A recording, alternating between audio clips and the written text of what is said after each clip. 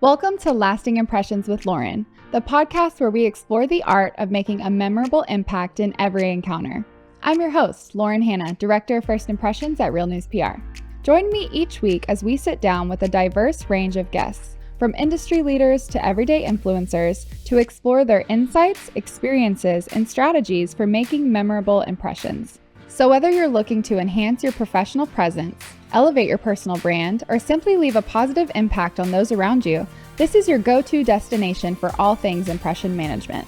Get ready to be inspired, informed, and empowered to make every interaction count. Welcome to the podcast where impressions aren't just made, they last. Hi, everybody. Welcome back to Lasting Impressions with Lauren. My name is Lauren Hanna. I'm your host, and today I am with Kelsey Cornillie. She is the event director for Dallas Business Journal. Hi, Kelsey. How are you today? Hi, I'm good. Thanks for having me. So glad you're here. I was connected with Kelsey from Ollie Chandok. He is the marketing director for Dallas Business Journal. Is that correct? The market president and publisher. There we go. Yes. Awesome. And he is so fantastic. He hosts the Dallas Business Journal podcast here at RNCN Studios and was kind enough to introduce me to Kelsey. So I'm so happy to have you. Thank you so much for coming. Thanks. I'm thrilled to be here. Awesome. So I want to dive into your experience because you have quite an impressive, diverse experience. You started in education and now are in a corporate event planning. So tell us about that journey and what brought you to want to be in event management. Absolutely. So I'm originally from Florida. Growing up, my parents owned a restaurant. So kind of, saw this side of a business where my parents were delivering exceptional food and quality experiences kind of on the side. They also had a catering company. Wow. And that was really my first experience of going to events and kind of working on the back end of it, giving people experiences that sort of surprised and delighted them. My parents make great food, still do. And so that kind of, sparked a love of food in me. And I went on to college, majored in business, and thought to myself, surely I am going to get into food. I'm not going to own a restaurant like my parents because that's a lot of work. But I think I'll be a food critic because, there's not enough of those. And surely everyone needs a good food critic. Yeah. Throughout my school, I realized maybe it wasn't the most viable career opportunity. And so kind of went on to think, kind of the question everyone maybe asks themselves in college is, what am I going to do with my life? And I decided I would teach English abroad. And so I went to Kazakhstan and I taught English there for 9 months. It was very interesting because I got there in January and I'm from Florida, so I am not used to winter at all. And it was probably the coldest place I've ever been. And just kind of adjusting to that environment, learning to speak Russian and getting to know a new culture, all very, very interesting. Yeah. And, kind of when I was thinking about coming on this podcast, I was like, that I will say is one of my most unique experiences. And certainly when I tell people, the thing that kind of leaves them with the lasting impression, I think looking back, knowing what I know now, I maybe wouldn't have done it because I might have been too scared. But I'm so glad I ended up making that decision to go because it really kind of framed this whole idea of, I can do something where I don't know what the outcome will be and I'll just end up figuring it out. And so ended up coming back. I taught English at UCF where I went to school. Okay. And it was a conditional enrollment program for students from around the world. And it was really awesome. I loved meeting people from all over the world, all kind of coming together in a classroom to learn English and to study. But I was sort of, realizing that maybe being an educator was not, right for me. Kudos to all the educators. It is a lot of work. Absolutely. So my husband's company gave us the opportunity to move to Dallas, and we came out here, and it was kind of the perfect opportunity to sort of reinvent myself. Yeah. So I got a job working for TEXA, which is a construction association managing professional development programs, and also kind of kickstarting their foundation work, which really focused on filling the labor gap in construction. So we worked with area high schools and kind of tried to inspire people to kind of start a career in construction or consider it at least as a viable opportunity. Very interesting, lots of kind of fun activations like hands-on tactile work.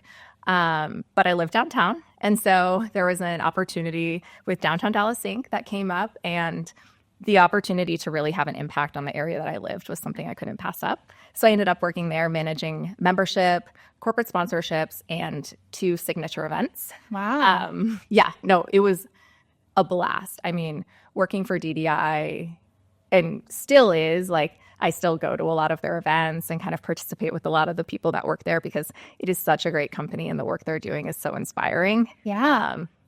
It was an awesome time to be there. But I ended up meeting Ollie during my time at DDI. We did an event with the mayor every year, the state of downtown. Okay. And he moderated one conversation, and that's kind of how we got connected.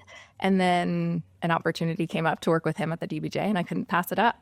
Absolutely. Yeah. No. And what was, when you were at the DDI, what was one of your favorite projects that you worked on? Gosh, I would say our annual meeting every year. So the thing about DDI is it's kind of quasi-governmental. So, we work with a lot of stakeholders who taxpayer dollars are kind of invested in the downtown improvement district. And so you put on this big annual meeting to kind of showcase all the work that the organization is doing. So I was responsible for kind of putting on that entire event. We'd bring in a keynote speaker, and it would bring about 1,000 people together. And it really kind of was a capstone of all the work that the company did. And it was so exciting and really inspiring to kind of like see everyone coming together in one place to support the downtown environment. Yeah. No, that's beautiful. Everyone working together to make something better. Absolutely. Yeah. So is there a particular moment or experience throughout your journey where you really thought, like, this is where I'm meant to be? I think that is such an interesting question. And the answer is no.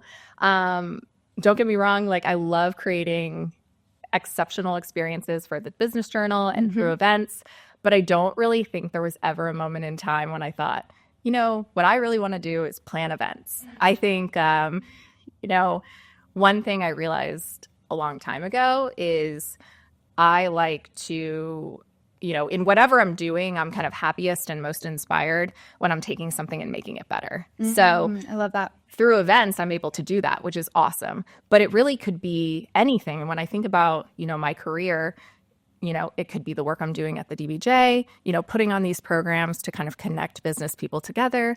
It could be the work I did with DDI, managing the membership program, or with Texo, kind of professional development. It's really just about kind of honing in on something and providing, this level of excellence. And absolutely, if I get the opportunity to work on it, that's kind of what I'm bringing to the table. Yeah, no, I love that. And is there like a particular part of the process that you really, really love, from like concept to execution? What part of that is like your favorite? I would say I really enjoy kind of the evaluation phase. So you're kind of looking at something that maybe has been done, or an idea that someone's kind of bringing to the table, and you're kind of pulling out the different components of it, right? What areas are we going to keep? What's going to kind of work moving forward? And what do we need to tweak or change? And what do we need to scrap altogether? Yeah. And, for a lot of people, I think that whole process can be, a little tricky because not everyone is comfortable with change or letting go or mixing something up. But, business is kind of changing all the time, and the way people do things is changing. And so we always need to kind of come in with like a fresh perspective and a desire to kind of keep things on the cutting edge. Yeah, absolutely. And part of, a lot of event planning, networking, let me start here. Networking is very important in any industry that you're in, but I can imagine it's especially important to network and build connections in event planning, especially corporate event planning. So being able to stay engaged and passionate about creating these connections, what is it that gets you most excited? Is it the people, the process, or something else entirely? Yeah. So I think a couple of things kind of get me excited, keep me motivated. Events can be a lot of work. I'm not going to lie, especially during the fall season. There will be times when we'll have, one event a week or maybe more for months at a time. But all the effort that kind of goes into planning an event on the back end, a lot of people don't see that, right? The months of planning, that kind of get started maybe 6 or 8 months prior to an event date. Mm-hmm. It's the moment when it's all kind of playing out that I enjoy the most. I kind of like to step to the back of the room and watch as it's all like unfolding that day. You really get to see people not only enjoying what you put together, but kind of living out the design that you realize. So making those valuable connections, getting up on stage and, maybe receiving a recognition or giving, an educational speech or conversation. It's like, I don't know, that aspect of it is really cool to watch. And I get to meet a lot of really interesting people. And that is also very enjoyable. Oh, I can imagine. Especially, a company like Dallas Business Journal. They're bringing in so many interesting personalities and so many valuable connections for you as a professional. Oh, yeah. I mean, I've learned so much from people of all different industries and levels in their career. I mean, I've gotten to the opportunity to be in rooms with people that I never thought I'd be in rooms with. And to kind of be at this point in my career and have had those chances, it's something that's really cool. Yeah. And very inspiring for me to kind of like learn and, modify, the way I do things or, take on new perspectives from meeting those people. Yeah, absolutely. And, being able to make a real impact is obviously what you said, like being able to make things better and just improve whatever situation you're in. So how would you say you approach career growth and what's been key for you in that process? That's a great question. So when I first moved to Dallas, I didn't know anyone. My husband and I moved here 10 years ago now, had no friends, just kind of like getting started in this new career. And I, did a little Google search, how to meet people in Dallas. Yeah. And the Dallas Comedy House came up. And so I ended up signing up for improv comedy classes. Wow. And it was very random. I had never tried anything like that before, but ended up going through, all of the levels of the improv classes that they had available at the time. And I keep kind of like a few of the key things with me now. One of them is like, really listen to what another person is saying. Don't just listen for your chance to talk, right? So I think a lot of us, we want to get our point across or, whatever we want to say, we want to get out there. But if you're really just listening to kind of engage in a conversation, you'll end up gaining so much more. And so whenever I'm interacting with someone at one of our events or, kind of listening to someone and helping kind of curate a new event to accomplish some of their business goals, I really just try to kind of put my ideas or thoughts aside and just listen to what they have to say. Right. And that's been so helpful in terms of my own personal growth, but also in building my career here. Yeah, absolutely. And I think listening can help you a lot in a lot of situations. Just taking a step back and taking in the information. Because I think sometimes people do get caught up like wanting to get their point across a lot of the times, but sometimes you just need to take a step back and listen. Absolutely. Yeah. And another thing that I kind of gained from improv is sort of being comfortable in silence. So, as people, we often want to like fill that void of silence, right? Yes. And usually we do it with talking because we feel nervous or uncomfortable and we just want to talk. And even if we have nothing to really add or say, I think I am definitely a more outgoing, talkative person. And so in meetings, I try to be very conscious of this idea of like not talking because maybe there are people in the room who aren't as talkative and they need that like silent break to jump in, right? And so I've thought a lot about that because I'm usually the one that ends up talking. And so I try to sit back and, hear if those who maybe aren't as quick to jump out have something to add, because a lot of times, people who aren't speaking up have valuable things to add and contribute to the table, and they're just, not comfortable saying so. For sure. And I think that goes a lot into your interpersonal skills and like emotional intelligence and just allowing people to kind of have that space, and just knowing that they need that.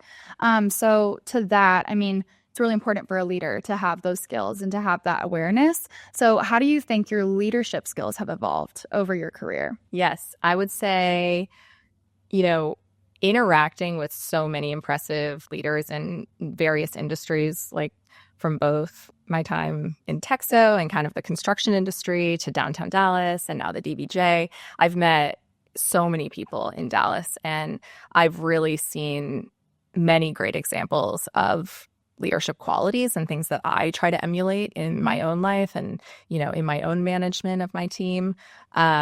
So I think being patient is a big one.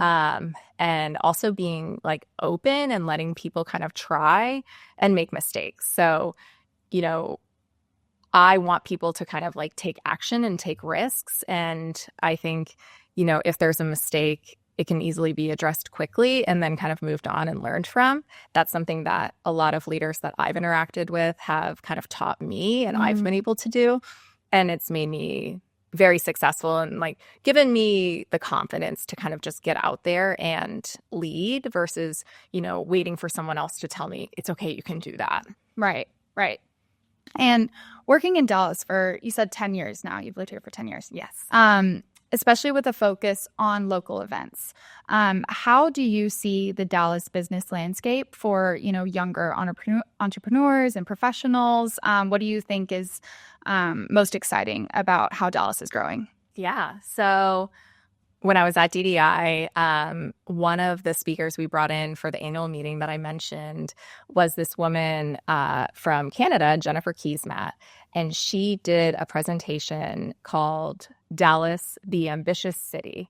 And it really stuck with me because I think this idea of Dallas and the people here and the businesses being ambitious is something that rings very true. I think people have this like tenacity about them here. They're willing to kind of take chances and go for it. A lot of people say there's like a bullish energy in Dallas, which is why, sometimes when there are economic downturns in other locations, it doesn't really impact us as much. I think people here are just kind of brave and, they take chances and maybe it doesn't always work out, but so many people are doing it that, across the whole, it kind of looks like it is. Yeah. And so, North Texas is a great place to be overall. It's growing very rapidly. And so I think for young people in business or people who are looking to kind of, jumpstart their career, it couldn't be a better place to be. If you're kind of hardworking and generally a nice person, I think people want to work with you. Absolutely.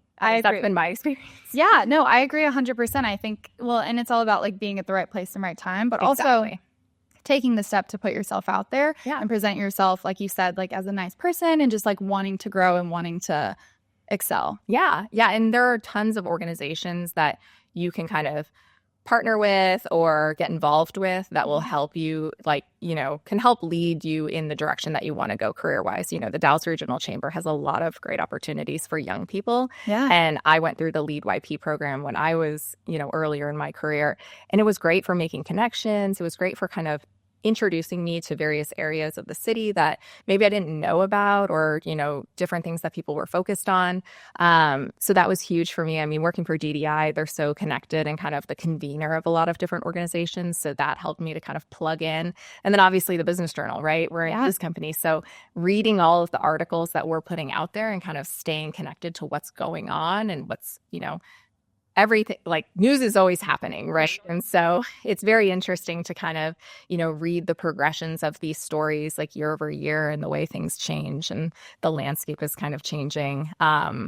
It's allowed me to really feel confident in knowing, I know what's going on here. And so when you do meet someone or, you're talking to whether it be someone who's more established in their career or someone who's kind of just getting started, like there's something that you can talk about. You can find that common ground, which I think is helpful. Absolutely. And being able to learn from one another, is super important as well. I agree 100%. And as with so many businesses in general, adapting, new trends, technologies, AI, how do you think that that's impacting the events industry? That's really interesting. So I think, during COVID, we saw virtual events kind of taking over, right? Mm-hmm. And at that time, a lot of people were sort of asking the question, what is the future of events? Will people kind of want to get back together in person? Do they prefer, there was a huge convenience factor with virtual events, and it's kind of undeniable. But what we've seen in our business and kind of what I've seen through other organizations just from going to events as well is like people want to be back together. And there is something that, you can't get from just, watching something virtually. Right. It's certainly great for maybe just digesting some information, but for that kind of like next layer of connection building and really, if you have a specific goal you're trying to achieve, nothing beats that in-person connection, and maybe the connection you didn't think you were going to make, but just by being there, right place, right time, you were able to accomplish some goal and, you didn't know it was going to happen. Yeah, absolutely. And I think there's a lot to be said with feeling the energy in the room. I know when I go to an event, and there's a lot to say for the people organizing it. They're trying to cultivate a specific energy. Absolutely. But just being there and feeling it, I think you maybe can get a certain level of that at a virtual event. But I think there's really something to be said with everyone being in the same room, feeling everyone's energy. Because I know when I meet someone in person, it's completely different when I meet them on Zoom, right? Mm-hmm. So there's a lot to be said for that. So I'm so excited that things are picking back up and events are still being put on, because I can't imagine, if we were to stay like in the COVID, because it was very convenient. Yeah, but no, of course. And I do think with AI, there will be a lot of efficiencies gained. I think like, a lot of the steps that go into kind of curating every component that goes into an event, to kind of like putting all these pieces together to, present this sort of like grand experience. Yeah. It's a lot of details. And absolutely, I think AI can be very helpful in, refining some of that work and, maybe making that process more streamlined, go faster, to make us more efficient, whether that be to kind of like grow the capacity of the events or grow the number of events. It's hard to say kind of, what will end up making the most sense, but certainly efficiencies gained are always good. Absolutely, 100%. Work smarter, not harder. That's what everybody says. Exactly. Yes. So Kelsey, has there been any like personal milestones or experiences in or out of work that you think have shaped who you are today? Oh, wow. I think, kind of going back to going to Kazakhstan, that certainly was a huge milestone for me personally. A funny story to kind of just showcase the whole experience. Became friends with some of my students there because, meeting people was very difficult, especially with the language barrier. Oh, I'm sure. So for the first time, they took me snowboarding. And, I'm from Florida. I had never gone snowboarding, skiing, anything like that. So, I'm like, how hard could it possibly be? Yeah. So we go, and it was night skiing, night snowboarding, which, was a unique experience. And we get to the top of the mountain, I'm looking around like, where's the bunny slope?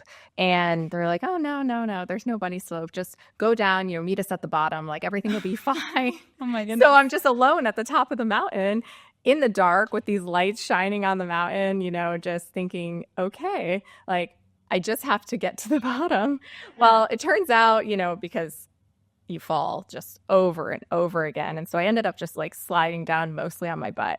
And eventually, a group of people from the resort came, to let me know that the mountain was closed. And the only person that had ever been on the mountain alone, other than me to this point, was the president of Kazakhstan. And so they really wanted me to exit the mountain immediately.